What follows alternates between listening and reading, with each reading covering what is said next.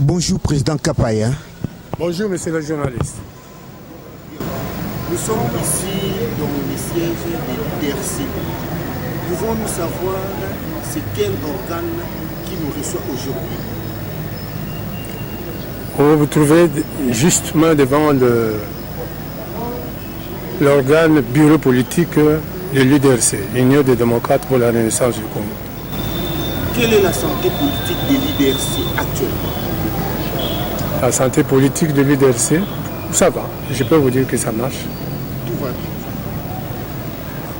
Président Kapaya, vous venez récemment d'être élu président du bureau politique de l'IDRC.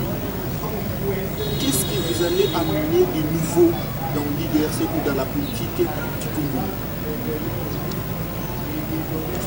Je viens d'être élu plutôt président du bureau politique de l'Union des démocrates pour la Renaissance du Congo.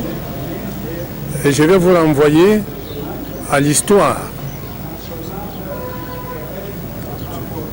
Je vais vous renvoyer à l'histoire, c'est-à-dire à nos statuts, au règlement d'ordre intérieur du bureau politique et au projet de société de notre parti Union des démocrates pour la Renaissance du Congo. Donc, le bureau politique, c'est un organe de conception, de concertation, de stratégie du parti UDRC. Donc nous sommes là, c'est comme l'œil, la bouche autorisée de notre parti. Vous venez d'évoquer le statut. Quel est l'objectif de l'IDRC? Est-ce que le parti a été créé pour entrer au dialogue et avoir une poste ministérielle, ou il y a d'autres choses que vous avez comme objectif? Monsieur le journaliste, l'UDRC n'a pas été créé pour entrer au dialogue. Nous sommes un parti de gauche. Nous défendons les valeurs fondamentales de la gauche. Ça signifie la démocratie, l'égalité, la fraternité et la justice. À ce qu'on sache, vous êtes un ancien cadre de l'IDPS et aujourd'hui vous êtes un cadre dans l'IDRC. Quelles sont les relations que vous entretenez avec l'IDPS? Écoutez, moi j'ai quitté l'UDPS pour des raisons qui me sont propres. Présentement, je n'ai pas de rapports négatifs ou positifs avec l'UDPS. Je suis parti de l'UDPS pour des raisons qui me sont propres. Maintenant, je suis en train de naviguer dans le nouveau parti que nous appelons IDRC, Union des démocrates pour la Renaissance du Congo. Le président Mavungi, le président de l'IDRC, est dans le dialogue, a été dans le dialogue de l'Union africaine. Il y a un quota pour les opposants de ces côtés-là. Quelle est votre part? Est-ce que chez vous aussi, opposants des cités de l'OIA, y a-t-il des problèmes là-dessus?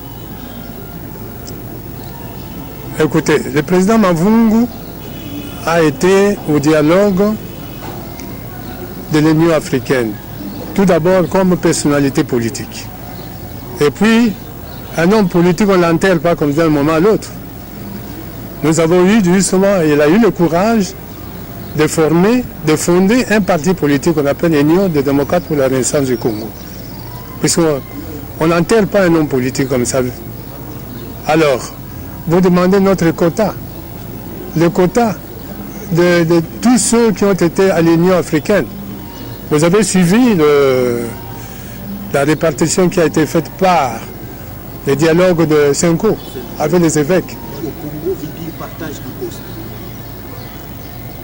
Écoutez, tout d'abord, j'aimerais bien, avant de vous répondre à cette question, comprendre pourquoi il y a eu dialogue dans ces pays. Le Congo s'est retrouvé, juste aujourd'hui où je vous parle, le Congo, notre pays, se trouve dans l'impasse politique. Il n'y a rien qui marche dans le pays. Il a fallu que les Blancs, les Mindélé, par leur accord cadre d'Addis Abeba, ils ont prévu un chemin pour faire sortir le pays dans cette impasse-là. C'est comme ça que le dialogue a été, donc le dialogue a été la formule, je ne dis pas magique, mais la formule pour que les Congolais sortent de leur impasse politique. C'est comme ça qu'on a organisé le dialogue. Et ce dialogue-là, le combat de ce dialogue commence depuis l'année 2012, pendant que nous étions à l'UDPS. Le président Mavungu, à l'époque secrétaire général, il a bataillé fort pour que le dialogue se tienne, pour qu'au sein de ce dialogue, que le Congolais se primo, qu'il y ait une réconciliation entre les Congolais, que nous puissions mettre à jour les nouvelles institutions qui peuvent bâtir un état de droit, la bonne gouvernance et un état de démocratie. Malheureusement, quand le dialogue a eu lieu, nos amis qui sont venus des rassemblements ont contesté la tenue de ce dialogue, en disant que ceux qui sont partis de la cité de Louia ont été rachetés par le président, par le pouvoir en place. Par le pouvoir en place. Mais, au finish, quand vous allez lire les accords de dialogue du 18 octobre, maintenant, avec les résolutions qui ont été prises par le dialogue de 31 décembre, de Saint-Sylvestre, mais pratiquement il n'y a pas de différence. Puisque nous tous, nous avons reconnu, eux ne reconnaissaient pas Kabila comme président, mais nous avons dit, compte tenu de tels, nous on a reconnu Kabila comme président de transition. Nous avons parlé de 16 mois de transition. Et pendant que 16 mois de transition, que l'opposition avait le pouvoir en place, devait cheminer ensemble pour préparer les élections libres, apaisées et démocratiques. Ils ont contesté ça.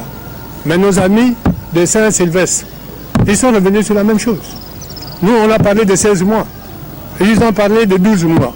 Mais les 12 mois, jusqu'à aujourd'hui, ce gouvernement n'est pas encore mis en place. Hein? Les élections le 31 décembre 2017. Nous sommes aujourd'hui au mois de mars. Il n'y a encore rien de pratique, rien de concret qui est mis en place pour que les élections aient effectivement lieu le 31 décembre 2017. À ce moment-là, donc, on nous a fait perdre le temps inutilement. On nous a fait perdre le temps. Nos amis de l'E5O nous ont fait perdre le temps. S'il faut parler de positionnement, parler de postes ministériels, peut-être, ce sont nos amis de l'E5O. Ils se sont battus pour le poste de ministériel. Voilà aujourd'hui. Pour désigner seulement le nom de 3 candidats au poste de Premier ministre, ça pose problème. Pour citer une dernière question, oui, qui demande la sagesse. Et je sais que vous êtes sage. Etienne Tshisekedi, docteur Etienne Tshisekedi vient de nous quitter. Le corps arrive le 11, sauf imprévu. Et il y a tension en République démocratique du Congo là-dessus. Que pouvez-vous conseiller aux politiciens congolais et à la population congolaise qui a déjà des idées derrière la tête? Monsieur le journaliste, vous êtes Muntu? Vous êtes Bantu? Moi, je suis Bantu. Dans nos coutumes, les morts, tout d'abord, c'est une affaire de la famille biologique. Que ce soit moi, que ce soit même vous, monsieur le journaliste, le jour où vous allez mourir, c'est toujours votre propre famille qui doit décider ce qu'on doit faire. Je crois que l'affaire de la dépouille mortelle du président Etienne Tshisekedi, en premier lieu, c'est une affaire de sa famille biologique, avant que ce soit l'affaire de l'État ou l'affaire de ses amis ou l'affaire de partis politiques. J'ai tout dit. Merci, M. Kapaya.